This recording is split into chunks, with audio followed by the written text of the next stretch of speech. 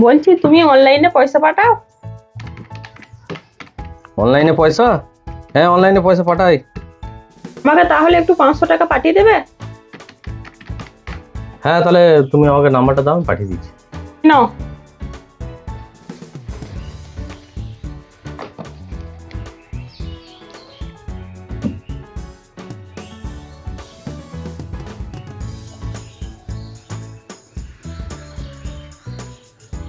দেখো তো 500 টাকা গেছে নাকি।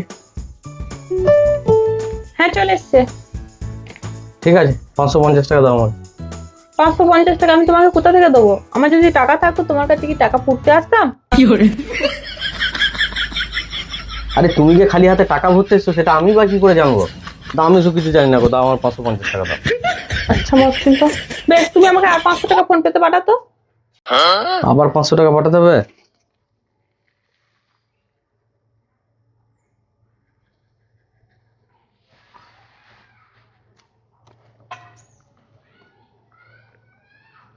দেখো তো 500 টাকা গেছে নাকি।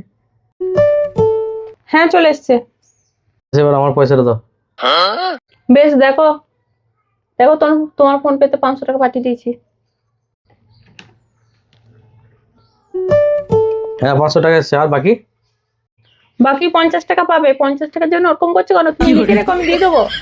আরে 50 টাকা কেন গো? আমি তোমাকে প্রথমে 500 টাকা পাঠিয়েছি, হ্যাঁ, তারপরে আবার 500 টাকা পাঠিয়েছি। তাহলে ওই 500 500 1000 টাকা, আর 50 টাকা 50 টাকা 100 টাকা, তাহলে টোটাল 1100 টাকা হচ্ছে। তার মধ্যে তুমি আমাকে পাঠিয়েছো 500 টাকা, তাহলে আমি তো এখনো 600 টাকা পাবো। আর 600 টাকা দাও আমাকে। আচ্ছা মাথা মোটা লোক তো। প্রথমে কত পাঠিয়েছো? 500। হ্যাঁ, 500 টাকা। তারপরে তারপরে তো 500 পাঠালে। হ্যাঁ, 500 টাকা। তাহলে কত হচ্ছে? 1000 টাকা। হ্যাঁ, 1000 টাকা, আর 50 টাকা 50 টাকা 100 টাকা চার্জ, তাহলে 1100 টাকা হচ্ছে। তুমি আমাকে দিয়েছো 500 টাকা, তাহলে আমি 600 টাকা পাচ্ছি না। আচ্ছা মাথা মোটা লোক তো। তুমি পাঠিয়েছো 500 500। তুমি তো 1000 টাকা পাঠাওনি। তা আমি তো 500 টাকা দিয়ে দিচ্ছি, আর 50 টাকা পাবে। তুমি লিখে রেখো, 50 টাকার জন্য হয়ে যাবে নাকি? 50 টাকা ঠিক দিয়ে যাবো। আচ্ছা, মুশকিল তো।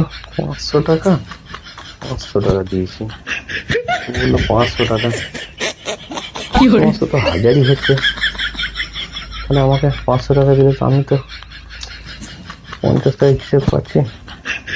খাতায় লিখে যাও, কি হিসাব করলাম আমার তো কিছু মাথায় ঢুকবে না।